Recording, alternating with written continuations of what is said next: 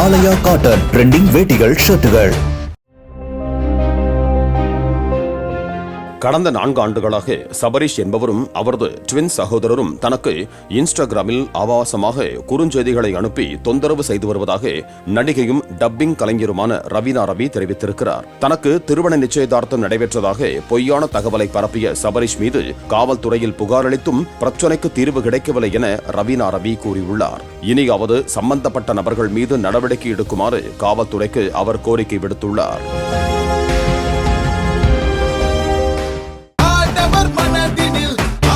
ஆலயா cotton trending வேட்டிகள் ஷர்ட்டுகள்.